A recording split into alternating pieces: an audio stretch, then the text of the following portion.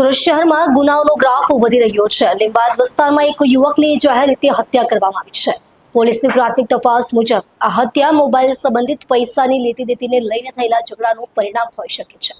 Mobile ફોનના વિવાદના કારણે સુરતના લીંબાદ વિસ્તારમાં એક યુવકની નિર્દયતાપૂર્વક હત્યા કરવામાં આવી છે। આ ઘટનામાં 21 વર્ષીય અરબાઝ ઉર્ફે બિન્દ્રા રિયાઝ ખાનને આરોપીઓએ ચપ્પુથી ઘા ઝીંકીને મારી નાખ્યો। પોલીસે આરોપી સહિતના 3 યુવાનોને રાઉન્ડ અપ કર્યા છે। પ્રાથમિક તપાસ અનુસાર હત્યાનું કારણ માત્ર 1000 રૂપિયાનો મોબાઈલ ફોનનો વિવાદ હતો। જાણકારી મુજબ અરબાઝે આરોપી પાસેથી મોબાઈલ ખરીદ્યો હતો, પરંતુ પછી આરોપીએ વધુ પૈસાની માંગણી કરી। આથી બંને વચ્ચે ઝઘડો થયો, જેમાં આરોપી અને તેના 2 સાથીદારોએ અરબાઝ પર ચપ્પુથી હુમલો કરીને તેને ઘાયલ કર્યો। ગંભીર રીતે ઘાયલ થયેલા અરબાઝને હોસ્પિટલમાં દાખલ કરવામાં આવ્યો, જ્યાં ડોક્ટરોએ તેને મૃત ઘોષિત કર્યો। ઘટનાની જાણ થતાં પોલીસે તત્કાળ કાર્યવાહી કરી મુખ્ય આરોપી સહિત 3 આરોપીઓને રાઉન્ડ અપ કર્યા છે। ડીસીપી ભગીરથ ગઢવીએ જણાવ્યું હતું કે આરોપીઓ અને મૃતક વચ્ચે જૂનો વિવાદ હતો, જે આખરે હિંસક ઘટનામાં પરિણમ્યો। તપાસ હેઠળ વધુ વિગતો શોધી કાઢવામાં આવશે। અરબાઝની હત્યાથી તેના પરિવારજનો અને સ્થાનિક વિસ્તારના લોકોમાં આંચકો પહોંચ્યો છે। પોલીસે મૃતકના પરિવારને ન્યાય અપાવવાની ખાતરી આપી છે। સુરત શહેરના લીંબાયત પોલીસ સ્ટેશન વિસ્તારમાં 30 નાલ ચોકી છે। આ 30 નાલ ચોકી પાસે આજે હત્યાનો બનાવ બન્યો હતો। આ બનાવનો સમય લગભગ 6:30 ની આસપાસનો છે, સાંજનો। ઘટનામાં એવું હતું કે એક વ્યક્તિ જેનું નામ અરબાઝ ઉર્ફે બાંદ્રા ખાન કરીને છે, એને મોબાઈલની પૈસા બાબતે એક વ્યક્તિ સાથે ઝઘડો થયો હતો, જેમાં જે આરોપી છે, સસ્પેક્ટ છે અત્યારે, એનું નામ છે મોહમ્મદ અનવર શેખ। એ અને એના 2 પુત્રો આ બધાએ આવી અને ત્યાં એના સાથે મારામારી કરી અને એના ઉપર ચપ્પુ ઉલાવી દીધું હતું, જેને કારણે એનો જે ભોગ બનનાર છે એનું હોસ્પિટલમાં જતા મૃત્યુ થયું હતું। આ બાબતને લઈ પોલીસે અત્યારે FIR નોંધવાની શરૂઆત કરી દીધી છે અને સાથે સાથે જે સસ્પેક્ટ આરોપીઓ છે એમને રાઉન્ડ અપ કરેલા છે। આગળની જે પણ કાર્યવાહી છે એ શરૂ કરવામાં આવી છે। આ ઘટનામાં જે વિક્ટીમ છે એ આરોપીઓ છે એમનો વચ્ચે ખરેખર શું ઇસ્યુ હતો એની પણ તપાસ ચાલુ છે। હાલ ફરિયાદ નોંધી અને આગળની કાર્યવાહી શરૂ કરવામાં આવી છે। જે બોડી છે એને પણ પોસ્ટમોર્ટમ માટે મોકલવામાં આવશે અને જે પણ મેડિકલ એવિડન્સ મળશે એ મુજબ કાર્યવાહી કરવામાં આવશે। જળશક્તિ મંત્રીના CR પાટીલના આદેશ બાદ સુરત જિલ્લા કલેક્ટરે ખાડીપુર વિસ્તારમાં ગેરકાયદે રીતે બનાવેલા ઝીંગા તળાવોનું ડિમોલિશન કાર્યવાહી શરૂ કરી છે। ખજોદ વિસ્તારમાં હજારોની સંખ્યામાં આવેલા આ તળાવો પર્યાવરણ અને સ્થાનિક પ્રશાસન માટે નડતર બની રહ્યા હતા। સુરતમાં ખાડીપુર સમીક્ષા બેઠક બાદ ગેરકાયદે ઝીંગા તળાવનું ડિમોલિશન શરૂ થયું છે। 84ના ધારાસભ્ય સંદીપ દેસાઈ આ વિસ્તારમાં ગેરકાયદે ઝીંગા તળાવોની હાજરી વિશે સત્તાધીશોને માહિતી આપી હતી। તેમણે આ તળાવોને પર્યાવરણીય નિયમોનું ઉલ્લંઘન અને જમીનનો ગેરવ્યાજબી ઉપયોગ ગણાવી તેમની દૂરી માટેની માંગ કરી હતી। સુરત કલેક્ટર શ્રી સૌરભ પારગીના નેતૃત્વમાં ખાડીપુર ખજોદ વિસ્તારમાં મોટા પાયે ડિમોલિશન ઓપરેશન શરૂ કરવામાં આવ્યું છે। આ કાર્યવાહીમાં જિલ્લા પ્રશાસન, સ્થાનિક પોલીસ અને ગુજરાત પ્રદૂષણ નિયંત્રણ મંડળની ટીમો જોડાઈ હતી। સ્થાનિક નિવાસીઓએ આ પગલાંને સ્વાગત પાત્ર ગણાવ્યું છે। તેમણે જણાવ્યું હતું કે આ ગેરકાયદે તળાવોના કારણે જળ, જમીન પ્રદૂષણ, ગંધ અને મચ્છરોની સમસ્યા વધી હતી। પ્રશાસનની આ કાર્યવાહીથી આ વિસ્તારની સ્વચ્છતા અને પર્યાવરણીય સંતુલન સુધરશે એવી આશા વ્યક્ત કરી છે। પ્રશાસન દ્વારા જિલ્લાના અન્ય વિસ્તારોમાં પણ આવા ગેરકાયદે ઝીંગા તળાવોની તપાસ કરવામાં આવી રહી છે।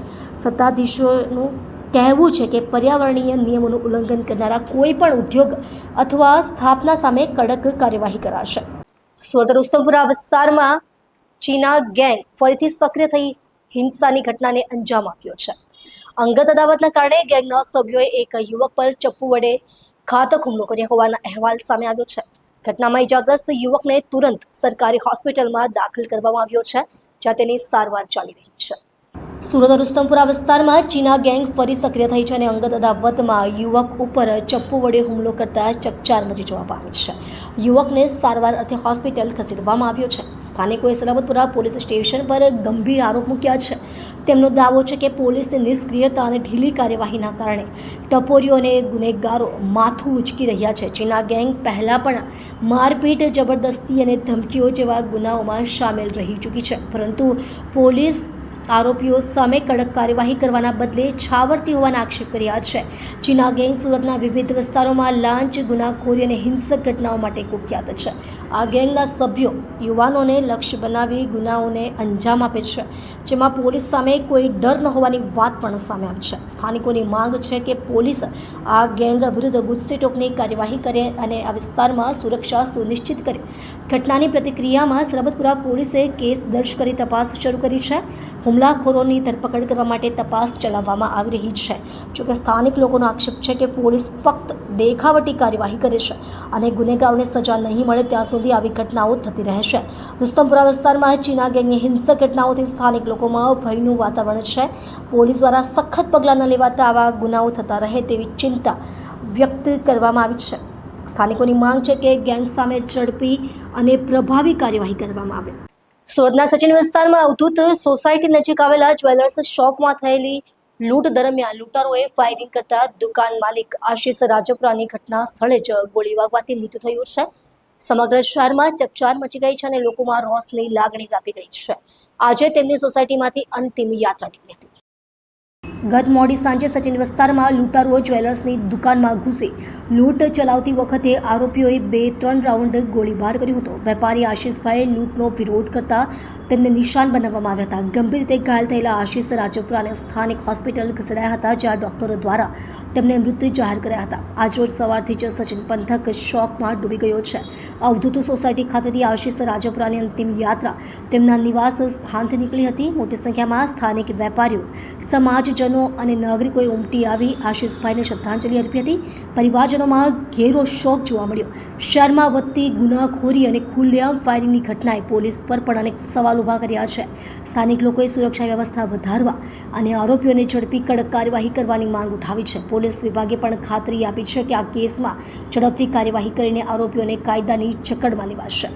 વડોદરા અને દક્ષિણ ગુજરાતને જોડતો મહત્વનો ગંભીરા નદી પરનો બ્રિજ આજે સવારે અચાનક તૂટી પડતા ભયાનક ઘટના સર્જાઈ હતી. બ્રિજ તૂટી જતા અનેક વાહનો પાણીમાં ખાબકી ગયા હતા.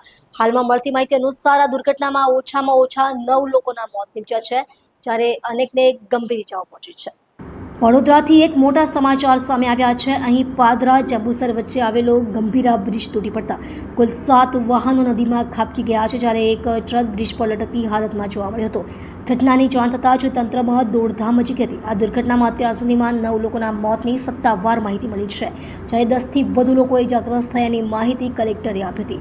મધ્ય ગુજરાત અને સૌરાષ્ટ્રને જોડતો આ બ્રિજ આણંદ અને વડોદરા જિલ્લાને જોડવામાં પણ મહત્વપૂર્ણ ભૂમિકા ભજવે છે. માહિતી અનુસાર એક ટ્રક, એક બોલેરો અને એક બાઇક સહિત 5 વાહનો નદીમાં ખાબક્યા હોવાના અહેવાલ છે. આ મામલે ખુદ કલેક્ટરે ઘટનાની જાણકારી આપી છે.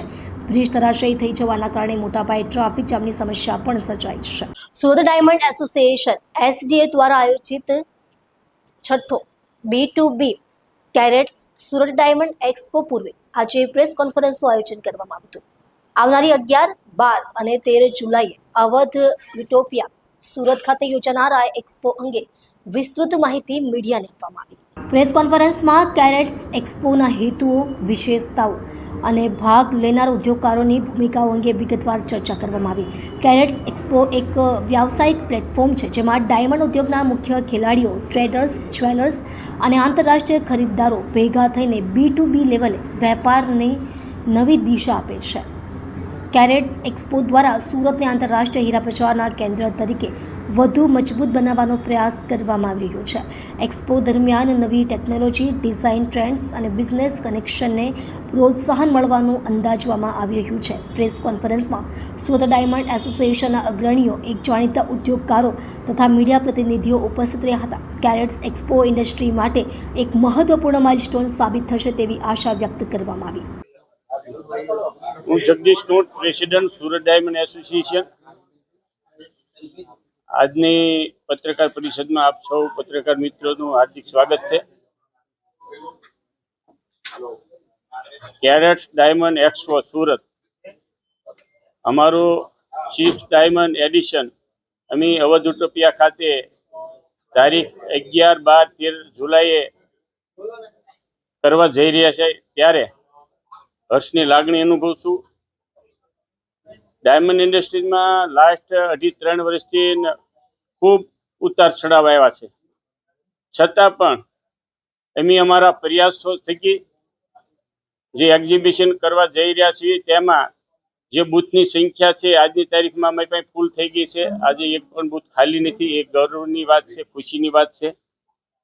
અને અમારા કન્વીનર, સહકન્વીનર અને અમારી ટીમ દ્વારા દેશ અને દુનિયામાં રોડ શો કરીને બાયરોને લાવવા માટે પૂરતા પ્રયાસો થયા છે.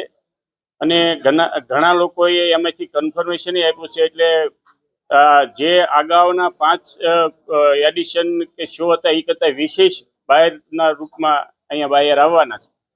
અને હું એવી અપેક્ષા રાખું છું મોટા ઓર્ડરો મળે, મોટા કોન્ટ્રાક્ટો થાય અને ઇન્ડસ્ટ્રીને એક ટોનિક મળે એવી આશા રાખું છું. Thank you.